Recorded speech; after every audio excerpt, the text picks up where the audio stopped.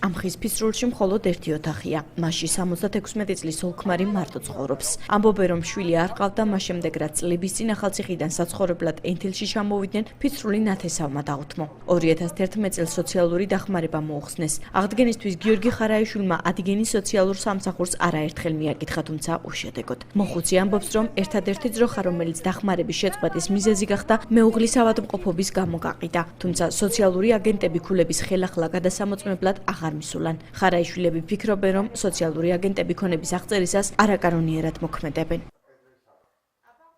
ვეუბნები კაცო, მაშინები ყავს ხალხი დამალული. ვეში აქ დამალული. არა, არ ვაზმენს მაგასაო. წამოდი არ თმამდე რომ წამოვიყვანო, მივიყვანო. არ თუ თქვიათ რომ რაზე უხსნით. მოვიდა და აქედან რომ დაწერეს და არც ხელი მომიწერი, არც უკითხია და კევიდა იმ ჭიშკრიდან დაუძახა. კაცი აქ მელაპარიკებოდა, მე ველაპარიკებოდა. მაშინ გებიგე მაგაც ახალ. მალე ანტო გამოიქეთიო, გეიგე. ეგ უთხრა, ქალს გებიგე მე რა ქვია, თამრიკო ქვია ქალს. ანგრეულ სახში ვარ დედა და ანგრეულ სახ. გათენევან დიფტირი ვარ. აბგე დიფტირი ვარ და ვიფტირია. ჩემთვის აღარ ჭამარი აღარ საღარა. ასე ვარ. დარჩენილი უპატრონოთ რომ იტყვიან მე ვარ. ამ ეტაპზე მოხუცებს თავის საკუთარი პენსიით გააქვთ. მთელი წლის განმავლობაში თანხას ზამთრისთვის საწვავი შეშის მოსამარაგებლად აგროვებენ. საკვებს კი ხშირად მეზობლები აწვდიან. შაშა ზამთარში დაეხმარა ხალხი ცოტა თვითონ და გიფსკარდონი იყიდეს, გაუკრეს, რომ სიცივით არ დამწყდარიყვნენ და ავადმყოფია და წამლები სულ სჭირდება, უწნევები აქვს, ძალიან ძვირიანი წამლები, უნდა ნევროპათოლოგთან მისვლა და არა აქვთ მაგის საშუალება, რომ ყოველთვის მიიყვანონ ის წამლები, მერე ნერვიულობენ და მერე ამის მიმაზე კიდე ცუდად ხდებიან უარესად. სოციალური დახმარების მოხსნის მიზეზად აგენტებს ადანაშაულებს ვარხანში მცხოვრები დალი გორგოძეც. იგი სახლში ავადმყოფ ძმასთან ერთად ცხოვრობს და მისთვის საჭირო მედიკამენტებს სწორედ სოციალური დახმარების სახით გამოყოფილი თანხით ყიდულობდა. უკვე 2 თვეა ოჯახს შემწეობა მოეხსნა, თუმცა გორგოძე ირწმუნება, რომ არაფერი შეუძენია. დახმარების აღდგენის მოთხოვნით იგი ცენტრალურ ხელისუფლებას მიმართავს.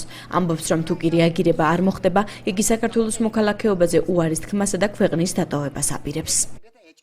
მყავს მეორე ჯგუფის ინვალიდი ყრუმუნჯი ავადმყოფი ძმა. ამავე დროს დაავადებული დიაბეტით.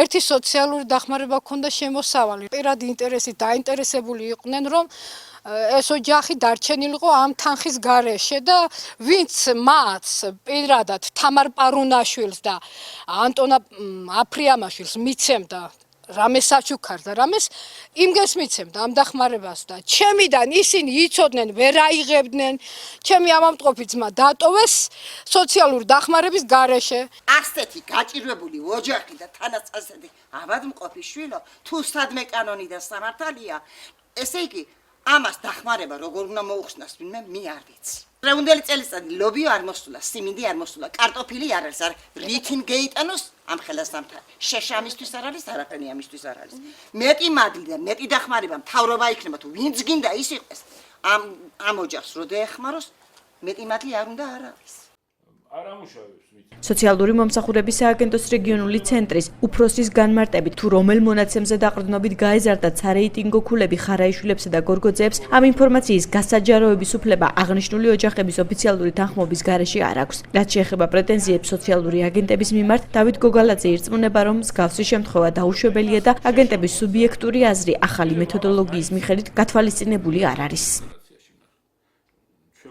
ორივე ოჯახი არის სოფლად მაცხოვრებელი, ჩვეულებრივი ოჯახებია. ორივე ოჯახს აქვს, ალბათ პენსიის მიღებები რო არიან ოჯახში შემოსავალი აქვთ რაღაცა, ეს ფიქსირდება. სუბიექტური როგორ უნდა ქონდეს ეს აგენტები, ვიცი რომ მგონი არალში ცხოვრობენ.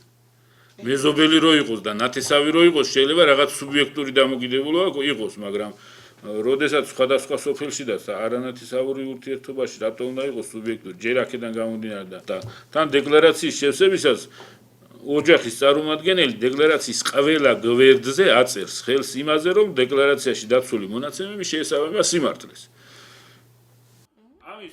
სამცხე-ჯავახეთის სოციალური მომსახურების სამხარეო ცენტრში განმარტავენ, რომ ორივე ოჯახში ახალი მეთოდოლოგიით დეკლარაცია ივლისის თვეში შეივსო. ხარაიშვილების არეიტინგო ქულა 67,000-ით განისაზღვრა, ხოლო გორგოძეების 74,000-ით. სახელმწიფო სოციალურ დახმარებას 65,000 და მასზე ნაკლებ ქულაზე გასცემს. დეკლარაციის ხელმეორედ გადამოწმება კი 1 წლის შემდეგ არის შესაძლებელი, თუმცა ვადაზე ადრე აგენტები მონაცემების გადასამოწმებლად მხოლოდ გარკვეულ შემთხვევებში მიდიან. თუ კი შეიცვალა ოჯახის წევრთა რაოდენობა, მის სამართიან ჯანმრთელობის მდგომარეობა.